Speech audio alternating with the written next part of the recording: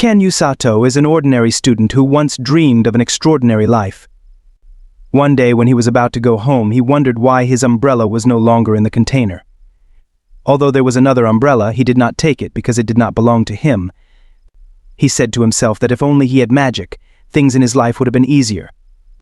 A few moments later, the student council president, named Suzune, suddenly approached him. She noticed that he did not have an umbrella to use, and she did not want him to go while the rain was still heavy. Then the student council vice president, named Kazuki, also came and decided to lend Ken his extra umbrella.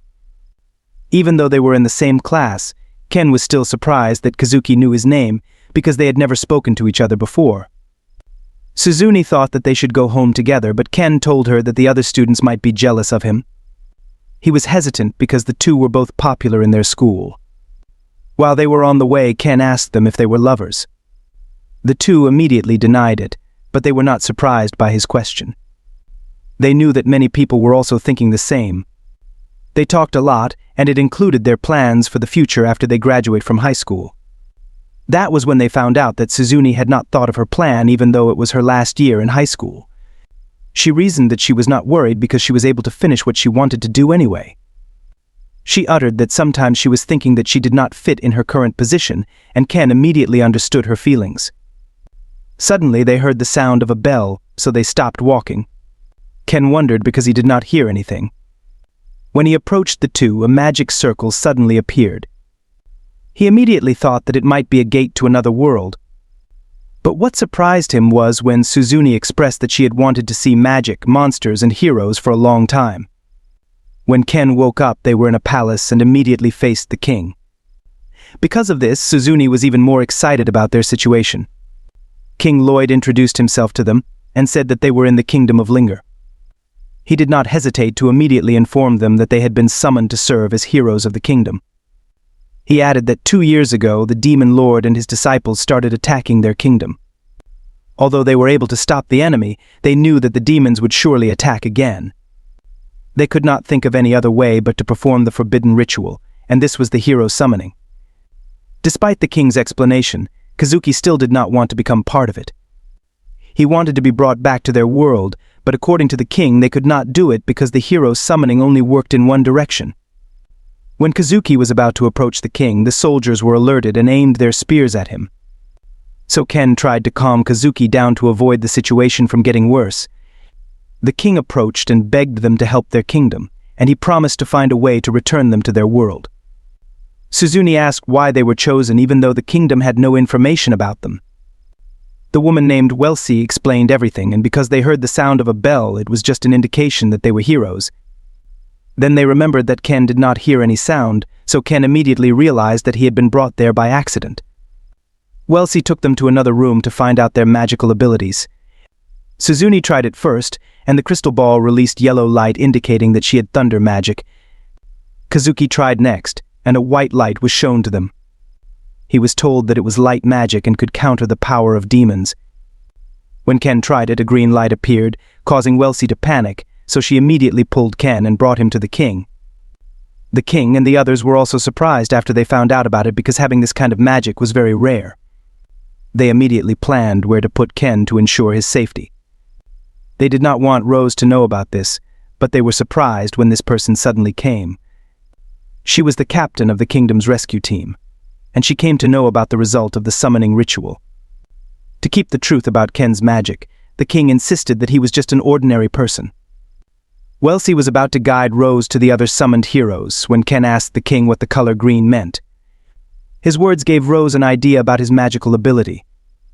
Before Rose could hold him, Welsi acted quickly to take him out so he could escape. Even though he was able to get out of the palace, Rose used her speed to catch up with him.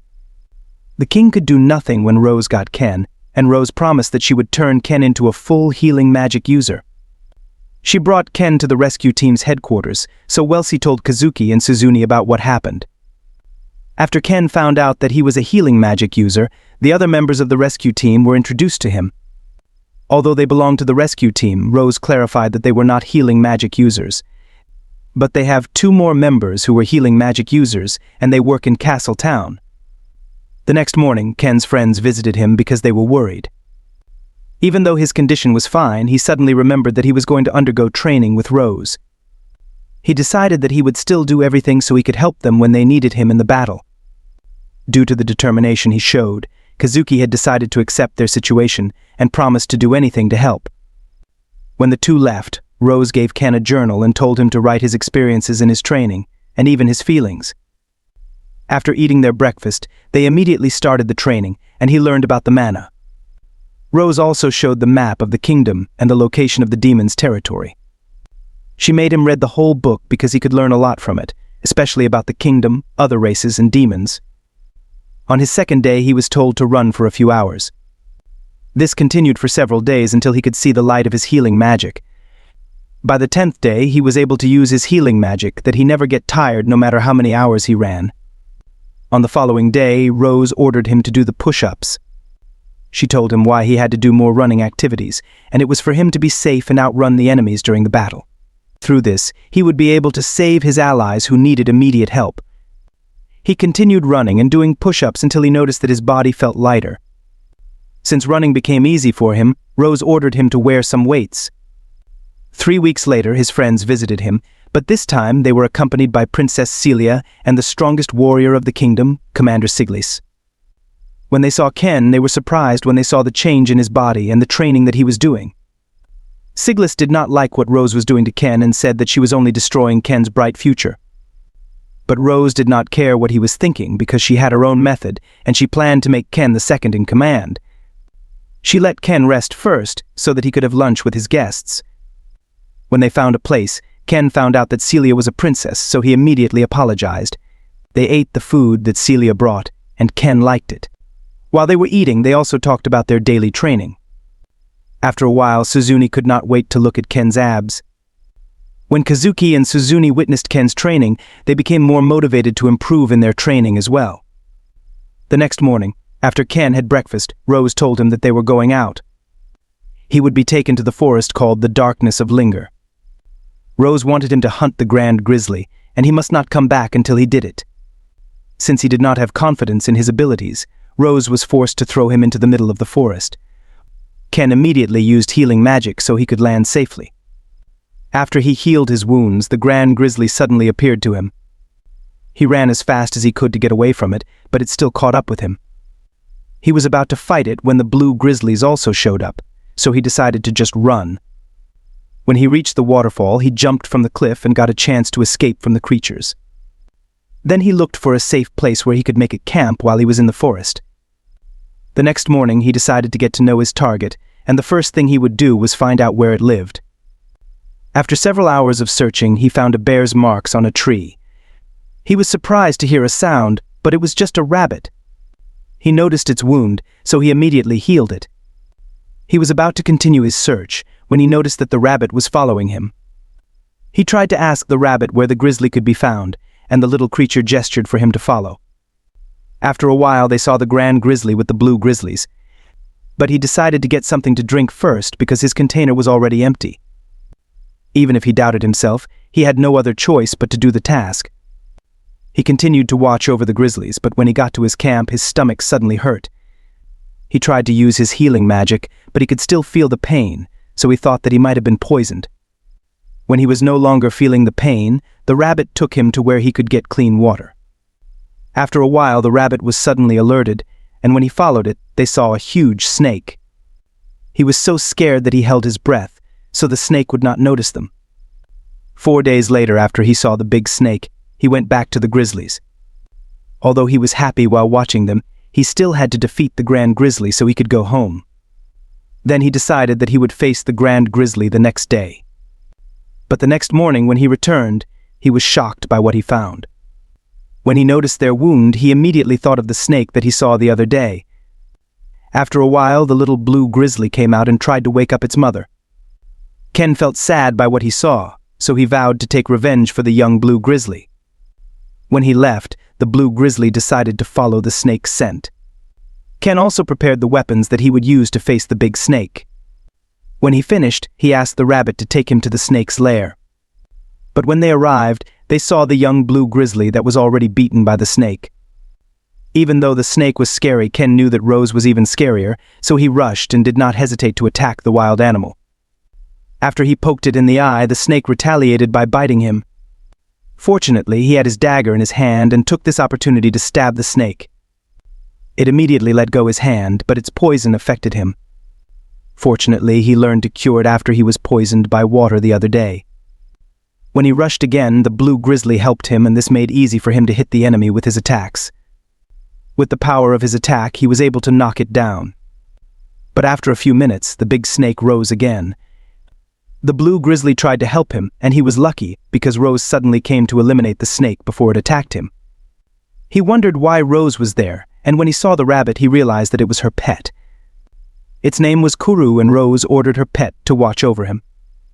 Rose never thought that a monster created by the Demon Lord's army would show up in the forest. Nevertheless, she was still happy with what Ken had shown in the fight. After what happened, the blue grizzly also considered Ken a friend. So Rose decided to take it with them, and they named it Blurren. On the other hand, the commander of the Third Army, named Amila, was giving a report to the Demon Lord for their preparations. She added that they had finished the preparations and soon they would be ready to attack the Linger Kingdom.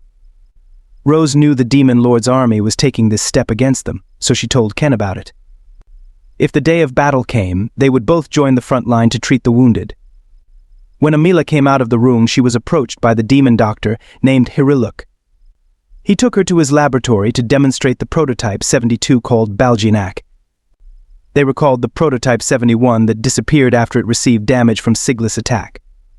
For Amila, they still have something to worry about besides Siglis, and they were the so-called kidnappers. She was referring to the members of the rescue team who were the reason why there were only a few casualties on the side of the Linger Kingdom. And the leader was not only a healer but also a good fighter. Since Amila did not need to join the battle, she would send the immortal mage of darkness, the Black Knight. The next morning, while Ken was feeding Blurren, Rose informed him that the king had given them permission to make Blurren a member of the rescue team. So Rose told him that Blurren had to be useful. Then she told Ken to continue the training and assumed that it was a wounded person that he had to save.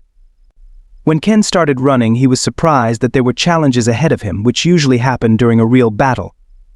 By noon, he was told to run inside the castle town. At first, those who saw him were worried, but when they noticed what he was wearing, they learned that he was a member of the rescue team. They stopped for a while because Blurren wanted to eat his favorite fruit. However, Ken did not have money to buy one, so he just asked the vendor the name of the fruit and was told that it was called Peffles. They were about to leave when the vendor gave them a Peffles for free because they had become acquaintances. As they approached the castle grounds, Ken thought of visiting Kazuki as well. A man noticed them and immediately called Ken's attention because he wanted to say something to him. When the man fell to the ground, Ken noticed him, so he helped him quickly.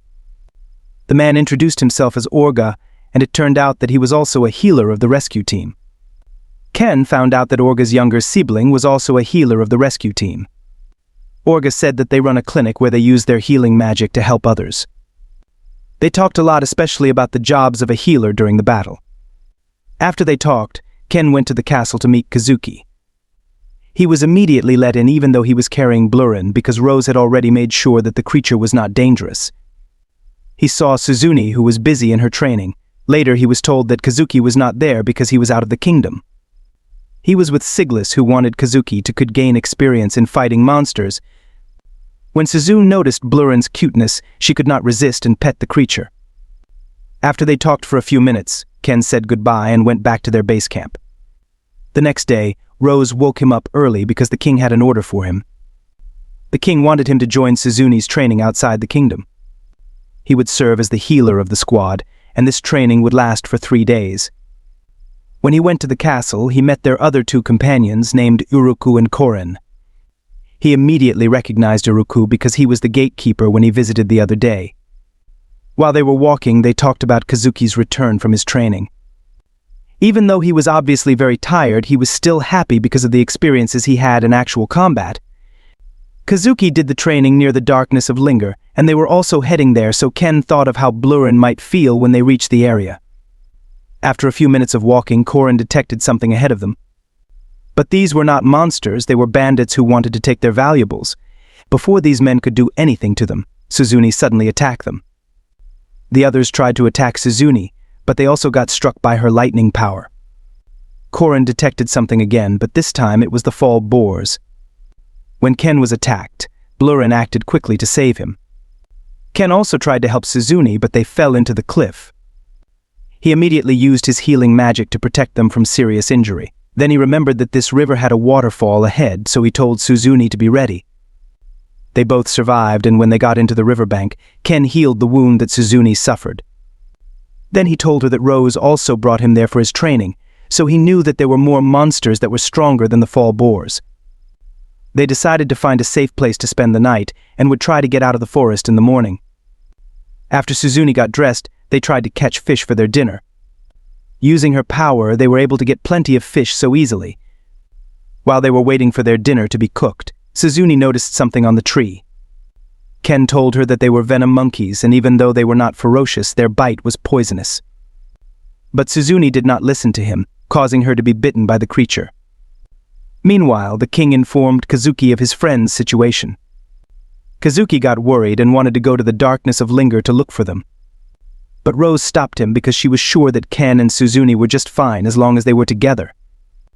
After eating, Suzune asked if Ken still wanted to go back to their world.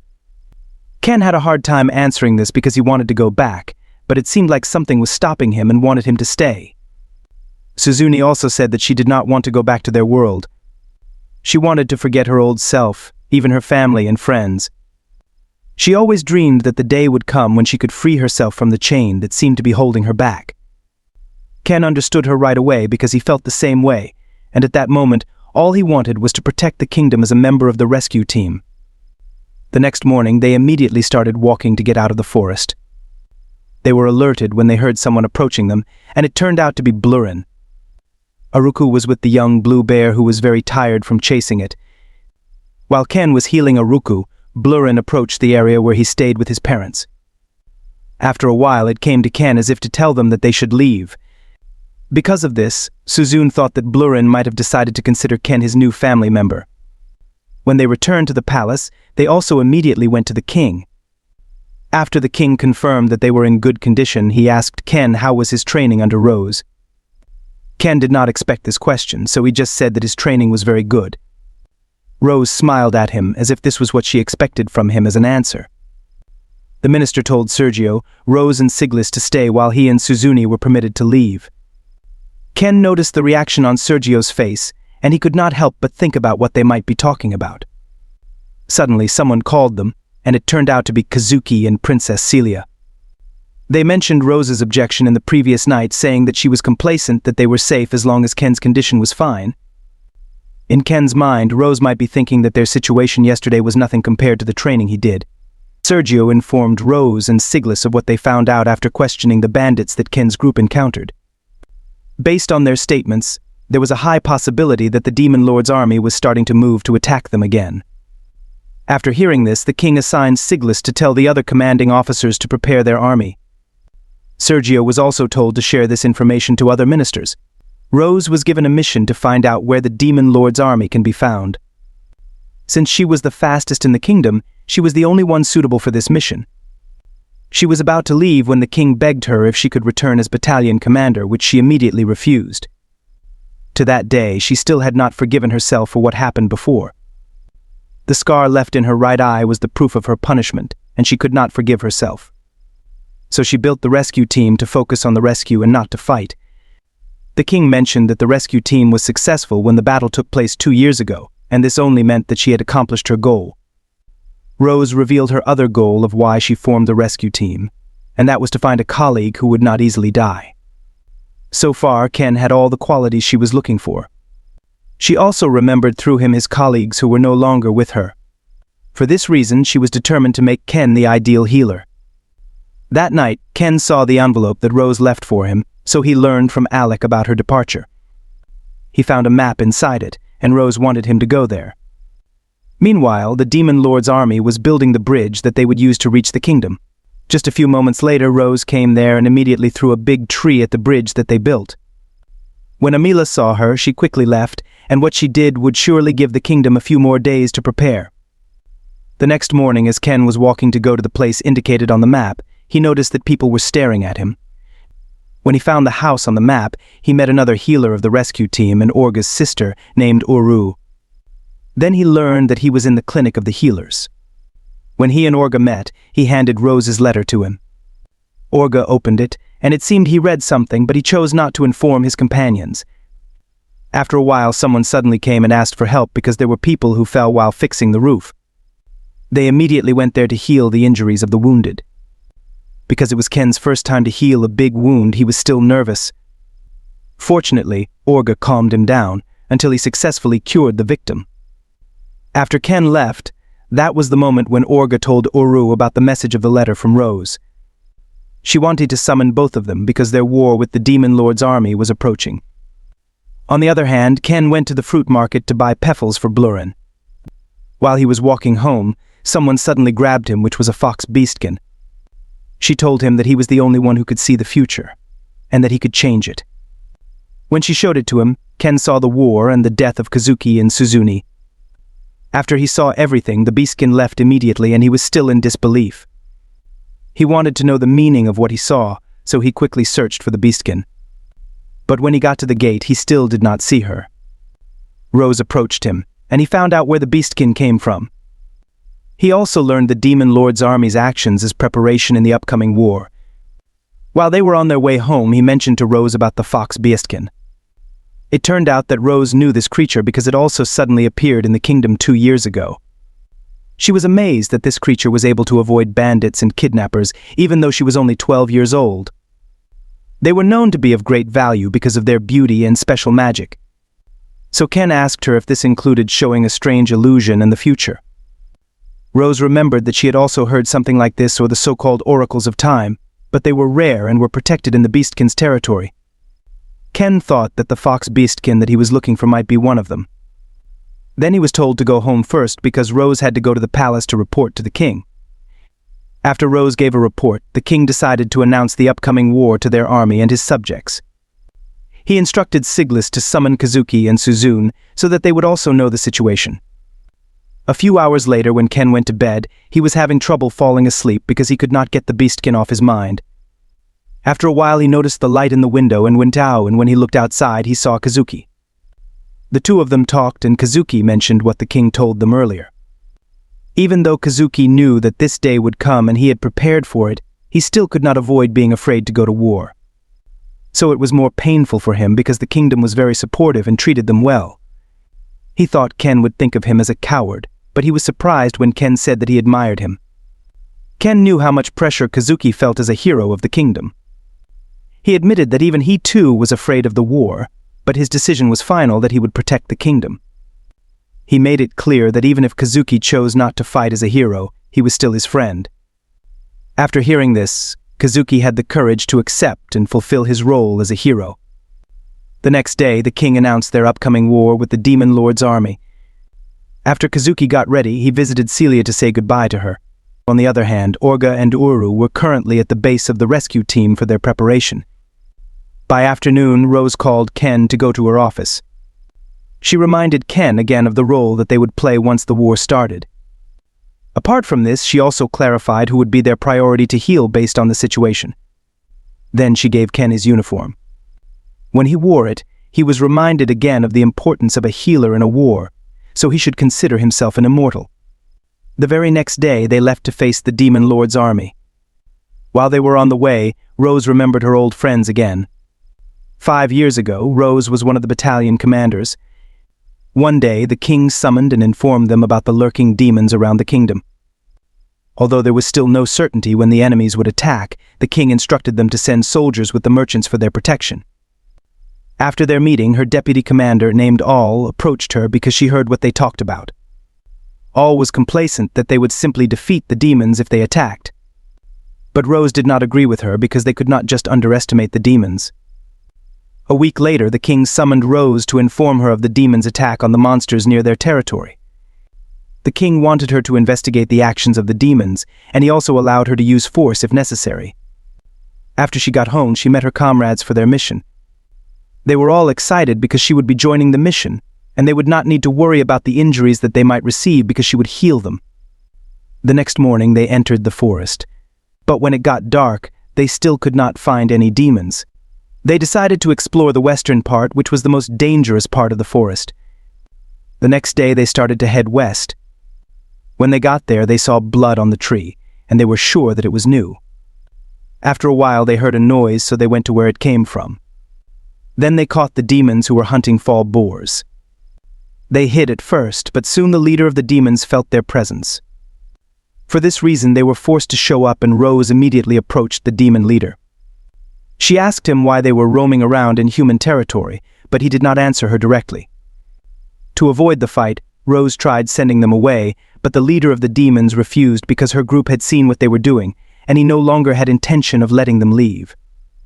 Rose told all to guide the others, and she fought the leader of the enemies. Because of her strong attacks, her opponent was surprised. Using the enemy's wind power, he was able to parry all of Rose's attacks. Rose just continued to attack until the opponent had a chance to trap her in the wind blades.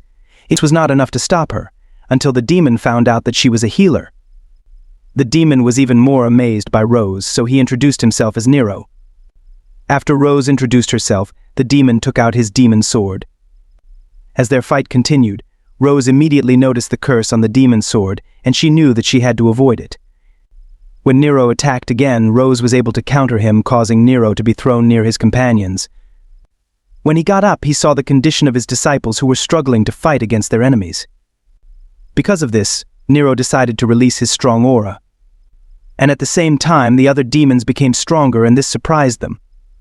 Rose was about to help Naruka, but Nero attacked her, causing the demon to get a chance to kill Naruka. Even the others had also suffered from their opponents, causing them to die one by one. In Rose's desire to finish Nero immediately, she was hurt when Nero made a counterattack.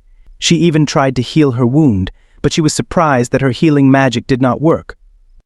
That was when she found out that the curse of the demon sword had a direct effect on mana. This was the reason why she was unable to save her wounded comrades. Nero was about to end her when all suddenly blocked the attack to save her life. She was in shock from what happened, and saw that her comrades had already died. When Nero was about to try to eliminate her, Rose just blocked the demon sword with her hand. She grabbed the demon sword and attacked Nero non-stop until he was unable to fight back. After she threw the demon sword back to Nero, she suddenly felt weak. She was surprised when someone approached Nero, who was also a demon, and it was Amila. The demon girl quickly saved Nero, and when Rose tried to stop them, she saw all on Amila's face. Rose heard All's voice. She quickly approached her to hopefully heal her. But due to the size of the wound and the amount of blood she lost, Rose was unable to save her. After she gave a report to the king, she asked him to remove her as battalion commander. For her, she did not deserve to be considered a warrior. She returned to their base camp and did nothing but mourn. A month later, Siglis visited her to see how she was doing. Even though the curse on her wound was slowly disappearing, she still chose not to heal her eye. She believed that this was the proof and punishment of her negligence that caused the death of her comrades. A few minutes after Siglis left, she wondered what she would do next. She cooled down her head so she could think properly. While thinking about an idea, she remembered All and the others again, and she could not stop crying. When she felt fine, that was when she thought of forming a rescue team. Everything that entered her mind at that time was fulfilled after Ken was enlisted to their group. She was very grateful that Ken came because healers like them were rare. Meanwhile, the demons had successfully built the bridge, and they could cross at any time. The Black Knight also could not wait to start their attack. Amila warned him not to underestimate the humans, especially the kidnappers. Despite that, Black Knight was not worried about this because he had been waiting for a long time to face a strong opponent. The next morning, a few hours before the expected arrival of the Demon Lord's army, Siglis talked to Kazuki and Suzune on what they should do. They were told to join the other knights to face the enemies until they get close to the commander of the demons. They had to eliminate the commander immediately, so that they could return with good news to the king. After a few hours of waiting, they saw the demons marching towards them. The mages as well as Kazuki and Suzune casted a spell to attack the enemies, but they were surprised that the enemies suddenly disappeared and turned out that it was just an illusion magic because the real enemies attacked from the left side. Rose ordered the black uniformed men to go to the ongoing battle to take the wounded, while the gray-uniformed members were on duty at the tent which was guarded by Iruku. Just a few minutes later, the wounded arrived one by one. While the soldier was being healed by Ken, he mentioned that a big snake attacked him, so Ken remembered the same creature he fought before. As the battle continued, a soldier tried to attack the Black Knight, but he was the one who received the injury. Luckily, Alec came to save him, and the Black Knight suddenly remembered what Amila said about the kidnappers. When Rose found out about the Black Knight, they decided to go to the battle. Ken remembered that this Black Knight might be the one whom he saw that was going to kill Kazuki. The two of them separated, and when Ken was in the middle of the battle, he saw someone in need of help. He brought his rescued soldier to a safe place, and after he healed them, he returned to save more. While Suzune and Kazuki were fighting the enemies, the Black Knight came there. They immediately felt that it was different from the demons they had fought. Other soldiers suddenly attacked their opponent, but their spears did not work either, and suffered from the counterattack of the Black Knight. After Kazuki attacked it, Suzune tried to stop him because she had a bad feeling about the power it possessed, and it turned out to be a reflect magic. While Ken was looking for Kazuki and Suzune, his head suddenly hurt, and he could not remove the pain. He was attacked by a demon. Fortunately, he was saved by the soldier he healed earlier. He asked the soldier the location of Kazuki and Suzune, and when he found out, he immediately went there. Suzune thought of a plan, and even though she and Kazuki knew that it was dangerous, she trusted Ken to help them in case they got hurt. When the Black Knight attacked, they tried Suzune's plan. But just like before, the damage they gave to their opponent returned to them. Suzune noticed the mark at the back of the enemy which did not reflect to her. Because of this, she told Kazuki they should try to attack again. When Kazuki got what she wanted to do, he used his light magic to make the Black Knight lose its vision. That was when Suzune took advantage to attack the Black Knight, and the enemy failed to block it. Kazuki was going to follow it up with another attack, but Suzune's attack returned to her, and even Kazuki was countered too. It turned out that her suspicion was wrong. She thought that their attack would not reflect if the Black Knight would not notice. Then she found out that the Black Knight only purposely did not return the damage of the attack from his back to her. As she fell, she remembered the days she spent with Ken. It was from day they talked at school until they came to this world, and the days they were together with Kazuki. The Black Knight was about to end their lives, but Ken suddenly came and gave a strong punch to the Black Knight's face. Since both Kazuki and Suzune were still breathing, Ken quickly healed them. After a while, the Black Knight rose again and got mad that Ken was able to destroy his armor. The enemy was so angry that it immediately rushed, so Ken quickly carried Suzune and Kazuki away. But the Black Knight threw his demon sword in their direction to stop them. At this moment, Suzune told Ken the effect of his attack on the Black Knight because it did not reflect on their enemy. Ken did not want to fight, but he knew he could not save the others as long as the Black Knight was in his way. When the enemy attacked, he easily parried each of his attacks, causing the Black Knight to be surprised as well. After that, Ken once again managed to punch the enemy in the face. Not long after, Kazuki woke up, and while he and Suzune were watching the battle, Suzune noticed that the Black Knight's weakness might be the healing magic. What Ken was doing seemed amazing because it was definitely a wrong way to use healing magic. Because of the repeated damage that the Black Knight received from Ken, he decided to release his full power. But Ken did not budge from this, and he was determined to finish the enemy off. They rushed at the same time, but when Ken's fist and the demon sword met, the demon sword did not work, causing Ken to hit the Black Knight with his fist. He called his attack the ultimate healing punch, and that was when he finally defeated the enemy, who turned out to be a female demon. Because of this, the other demons got scared, causing them to retreat. After Ken healed the other wounded soldiers, Suzune spoke to him because she heard the name of the last technique he did. She also thanked him because he saved her life from the brink of death. After a while, Kazuki came to inform them of the situation in the front line, where the big snake was attacking other soldiers. Ken was also planning to join them, but Rose suddenly came and pulled him. She could not believe that apart from saving the lives of the heroes, Ken also managed to defeat the Black Knight. So they could conclude that they were in control of the battle, even though others were still fighting the big snake. They also did not have to join the front line because they would be a hindrance, so they had to go back to the camp. After Ken said goodbye to his friends, they immediately left for the camp. On the other hand, Amila could not believe that the Black Knight had been defeated. She thought that Rose was the one who defeated their comrade, but she was surprised that there was another member of the rescue team who was wearing the same uniform as Rose. She told Hareluk to call back the Baljanak because they had to retreat first. When Hareluk was about to do this, he was surprised to see the two heroes. He could not get the Baljanak back because it was already defeated by Kazuki and Suzune. While Ken was busy treating the wounded, Rose informed him that the Demon Lord's army had retreated. But she knew that they would attack again, so it was necessary for the soldiers to recover immediately before this happens. She praised Ken for what he had done because it was a big help for them to win the battle. When they returned home, the king immediately summoned them because there was a reward to be given to them. Ken did not expect that they would be presented to many people, and because he was so nervous, Rose hit him. While he was feeding Blurin, Gomol told him that someone had visited to invite him to the palace. When he arrived there, Siglis begged him if he could help in questioning the Black Knight. Although she answered their other questions, they still had not gotten the important information like the magic systems of the commanding officers of the Demon Lord's army and their power.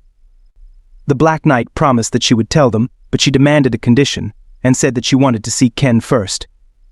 Suzune volunteered to go with Ken in case the Black Knight did something bad. Ken found out that the Black Knight had not received medical attention since she was captured, so he quickly got down because he got worried. He begged to be allowed to enter the jail, and Siglis gave his permission. Ken asked for the hand of the Black Knight, and he healed her. When he touched her face, the Black Knight liked it. As he was about to remove his hand, she begged him not to. She added that she had never felt it before, so she wanted to make the most of it. A few days later, the king summoned Rose because there were things he wanted her to do. One of them was to take the Black Knight with her and let her join as a member of the rescue team. As for the king, it would be a waste if they would just imprison the Black Knight for life. She immediately went to the Black Knight, and to make sure that she would not do anything bad, Rose equipped her with a magic tool that sealed the mana. She did not want to go with Rose, so she was put to sleep first. Rose caught up with Ken on the way, so she stomped on him because he was told to rest. When Ken noticed the Black Knight, he was surprised why Rose was carrying her. So Rose told him her plan, and she would be with Ken in the training he had to undergo. When the Black Knight woke up, Ken greeted her with sympathy. That night, Rose spoke to Ken and let him know another information that the king said earlier. The king wanted to form alliances with other countries in preparation for the threat of the Demon Lord's army, so he would send representatives to different countries to convey what he wanted. The king chose Kazuki, Suzune, and him, causing Ken to be surprised. Rose added that the king believed that he could help a lot to complete this mission, and even Rose agreed with the king.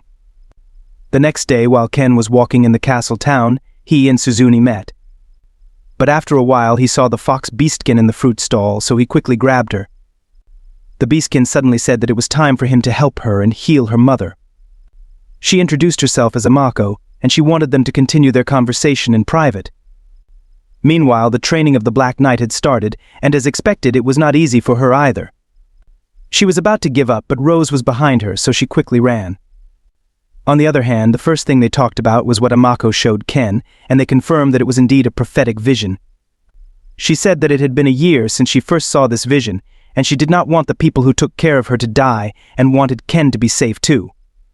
She had been looking for a healer to help her mother who was unconscious for a long time, and this was the reason why she left the Beastkin territory.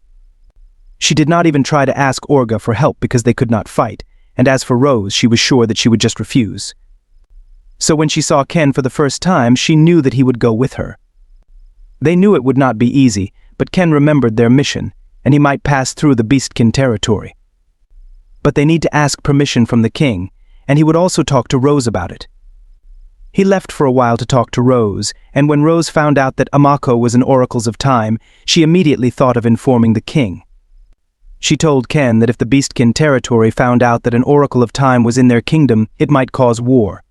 As for his request to visit the Beastkin territory, there was a possibility that the king would agree, and Rose would try to talk to him too. When Ken came back, Amako immediately guessed what he was going to say. Nonetheless, Ken was hoping for a positive response, and Amako decided to go home first. That night, while they were eating, they noticed that the Black Knight had no appetite after her hellish training. Ken gave her a diary which was similar to what Rose gave him when he was just starting to train. The Black Knight was so happy, so he started eating too. Her training continued until the day came when she was gradually able to keep up with the others. After a few days, she kept hearing noises in the forest. Wanting to know what it was, she went to it and was surprised to see Ken and Rose in training. Rose wanted Ken to avoid her attacks, but Ken could not do it because the trajectory of her attacks were different. When they tried it again, Ken was able to avoid it successfully, but he was still hit by the next attack. However, he was still very happy that he managed to fend off Rose's attack. While they were resting, that was when Ken asked the Black Knight her name. She introduced herself as Felm and thought that he was going to call her by her name, but it did not happen because Blurren suddenly came. That night, Felm overheard the conversation between Rose and Ken about Ken's mission. The king asked Ken to come to the palace the next day for the details of their mission, and he was sure to have an answer to his request. The next morning after Ken left for the palace, Felm also left without informing Rose. When they met the king immediately thanked Amiko. Then he said that the final missive had to be taken to Myalark. Beyond that was the Beastkin territory, so they could take advantage of this opportunity to go there. The king left the rest of the details to Welsi for their route and the countries that they would need to visit. Since Welsi, Kazuki, and Suzune would have to go somewhere else after Lukvist, Ken would be accompanied by few soldiers. Ken thought of taking Aruku along, and Aruku gladly accepted his invitation. He also needed to bring another companion, so he chose Blurren. On the other hand, Felm did not expect that Rose would follow her. When Ken got home, he talked to Felm, and she said it was not fair that he was the only one who could get out of the hell they were in. But for the first time, Ken called Felm by her name, and this made her happy. When Felm left, Rose came and they also talked. As his captain and teacher, she gave some advice to Ken. She hoped for the good things that he could do, and after hearing this, Ken became emotional. The very next day, they started the travel for their mission, while Felm also started her training outside the kingdom. This is the end of the last episode of The Wrong Way to Use Healing Magic Season 1. I hope you like it, and give it a thumbs up. Please subscribe to my channel so you won't miss newly uploaded videos. Thank you for watching.